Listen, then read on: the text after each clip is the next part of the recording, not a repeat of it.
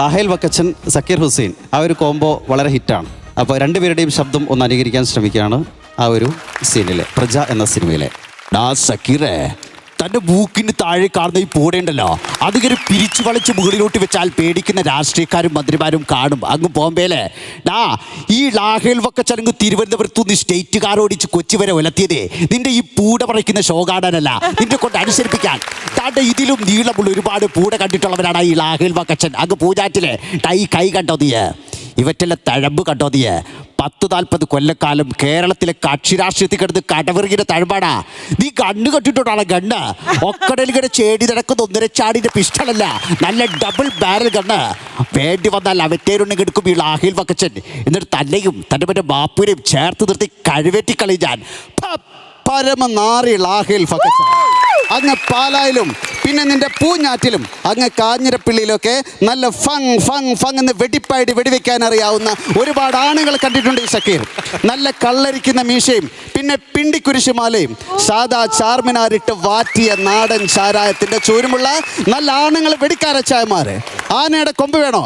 ജീവനോടെ പിടിച്ചെടുത്ത് റോസ് ചെയ്ത് കടുവയുടെ കിഡ്നി വേണോ എന്ന് ചോദിച്ചോണ്ട് ഷക്കീറിനെ കാണാൻ വരും. വേണമെന്നൊന്ന് മൂളിയാ മതി, അപ്പ കൊണ്ടുവരും കിഡ്നി. നല്ല അപ്പന് വരുന്ന വെടിക്കാര്.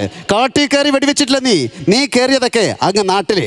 എടാ ഞാനൊന്ന് പറഞ്ഞോട്ടെ, നിർത്തടാ. ഞാനിവിടെ കയറി വന്നത് മുതൽ ഓങ്ങി വെച്ചതാ തനിക്ക് 2 എണ്ണം പൊട്ടിക്കാൻ. താൻ ഈ മഹാത്മജിയെ കണ്ടോ? ഒരു ജന്മം മുഴുവൻ അഹിംസാ മന്ത്രങ്ങൾ ഉരുവിട്ട് നെഞ്ചുന്തി കൂനിക്കൂടി കുത്തിയിരുന്ന് 100 നീരെടുത്ത ഈ സാധനം ഉണ്ടല്ലോ, താൻ അല്പം മുമ്പ് തൻ്റെ 3ാമത്തെ മുഖം എന്നെ കാണിക്കുന്നതിന് വേണ്ടി പൊന്തിച്ചു പിടിച്ച ഈ സാധനം, ഈ ഖദർ ഒരു രാഷ്ട്രത്തിൻ്റെ ഊടും പാവുമാടാ ലാഹേൽ വക്കച്ച. ഇങ്ങനെ തലങ്ങും വിലങ്ങും കിടന്നോടുന്നത്. അതിങ്ങനെ വിത്ത് കുത്തി കുളം തോണ്ടുന്ന തന്നെ പോലെയുള്ള രാഷ്ട്രീയ നേതാക്കന്മാരിങ്ങനെ കൗപീനമെടുത്ത് നിന്ദിക്കാൻ പാടില്ല മേലിൽ. അതിനനുവദിക്കില്ല ഈ സക്കീർ അലി ഹുസൈൻ. ഹേ റാം, ഹേ റാം.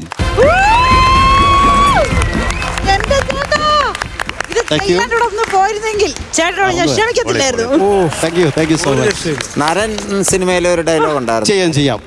മുള്ളംകൊല്ലി വേലായി. നല്ല കർക്കിടക കുത്തൊഴുക്കിന് മുള്ളംകൊല്ലിപ്പുഴ ലക്ഷ്മി കണ്ടിട്ടുണ്ടോ?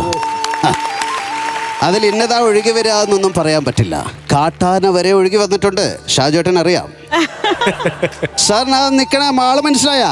ആ കൊച്ചിനെ മനസ്സിലായ? നമ്മൾ കേളപ്പെട്ടതിന്റെ മോള ലീല. മുള്ളംകൊല്ലി മഹാരാജാവ് എന്നാ എന്നെ വിളിക്കുന്നത്. ഞാൻ കേക്ക വിളിക്കില്ല. നമ്മൾ ഇത്തിരി അടിക്കുകയൊക്കെ ചെയ്യേ. അതെ, ഈ കാണുന്ന പുഴയാ സാറേ എൻ്റെ അമ്മ. വിശന്നപ്പോൾ ഊട്ടി, കരഞ്ഞപ്പോൾ കണ്ണീരെല്ലാം കൊണ്ടുപോയി. ഇപ്പം എന്നെ തിരിച്ചു വിളിക്കുന്നത് എൻ്റെ അമ്മയാവും. കണ്ടോ സാർ, വേലായുധന യാത്രയൊക്കെ ആ മുള്ളംകൊല്ലി മുഴുവൻ എത്തിയിട്ടുണ്ട്. ഇതിൽ കൂടുതൽ സന്തോഷമൊന്നും വേലായുധൻ ആഗ്രഹിക്കുന്നില്ല കേളപ്പേട്ട. കുറുപ്പ്